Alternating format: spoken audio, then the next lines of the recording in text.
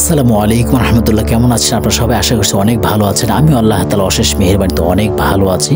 বরাবরের মতো আবার একটি নতুন ঘটনা নিয়ে আপনাদের সামনে হাজির হলাম। আমি নীরব নিরাশা ভূত চ্যানেলের পক্ষ থেকে আপনাদের সকলকে জানাচ্ছি আন্তরিক শুভেচ্ছা। তো কথা না বাড়িয়ে এখন আমি সরাসরি ঘটনা চলে যাচ্ছি। একটা অনুরোধ থাকবে, কেউ স্কিপ করে ঘটনাটি শুনবেন না।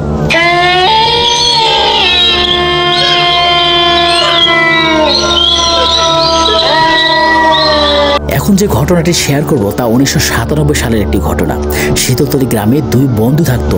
একজনের নাম আমিনুল আর একজনের নাম খাদিমুল। তারা দুজনে বাল্যকাল থেকে বন্ধু।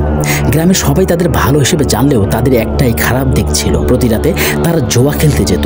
গ্রামের অনেকেই নিষেধ করছিল, কিন্তু কারো কোনো কথায় তারা কান দেয়নি। একদিন মাঝরাতে তারা জুয়া খেলে বাড়িতে ফিরছিল। হঠাৎ তাদের দুজনের শরীর খুব খারাপ হয়ে গেল। তারা চলতে পারতেছিল না, তাই একটু বিশ্রাম করার জন্য একটা পুকুর পাড়ে বসে পড়ল। বসে দুজনে অনেক গল্প করছিল।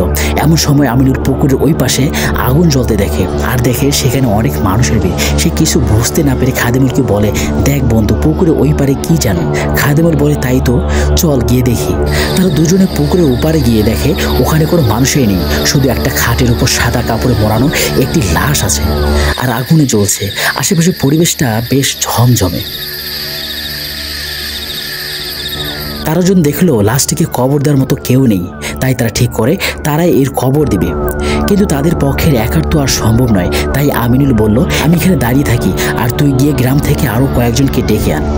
আমিনুলের কথা মতো খাদিমুল গ্রামে আরও কয়েকজনকে ডাকতে যায়, আর আমিনুল লাশের খাটের পাশেই দাঁড়িয়ে থাকে।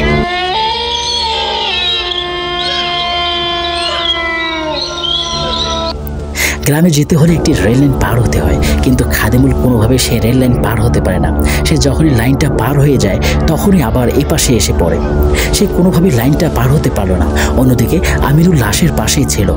হঠাৎ সে লক্ষ্য করে লাশটা গড়িয়ে খাটের উপর থেকে নিচের দিকে পড়ে যায়।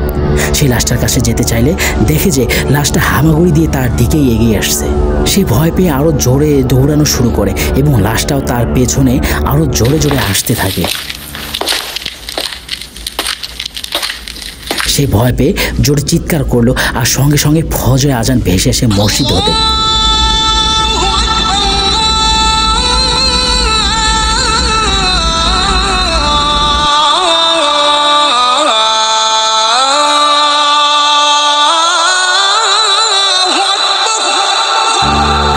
পেছনে তাকিয়ে দেখে যে তার পেছনে কোনো লাশ নেই, পুকুর পাড়ে কোনো আগুন নেই এবং কোনো খাটও নেই। তার সাথে তার বন্ধুর দেখা হয়ে যায়। তারপর তারা দুজনে ফিরে আসে। তারপর তারা দুজনে একটি বিরল রোগে আক্রান্ত হয়। সারা শরীরে ভয়ঙ্কর দাগ দেখা যায়। তারপর তারা একজন তান্ত্রিকের কাছে গেলে তান্ত্রিক তাদের কথা শুনে বলেন, ওই রাতে একটা অভিশপ্ত আত্মা তাদেরকে তাড়া করছিল। তারা একত্রে ছিল না বলে বেঁচে গেছেন। দুজন একত্রে থাকলে তাদের নাকি ভীষণ ক্ষতি হতো। তান্ত্রিক তাদের কিছু তন্ত্রমন্ত্র পরে একটা করে তাবিজ দেন। তারপর থেকে দুই বন্ধু আর কখনো জুয়া খেলতে যাননি এবং পরে তারা দুজনেই সুস্থ হয়ে ওঠে।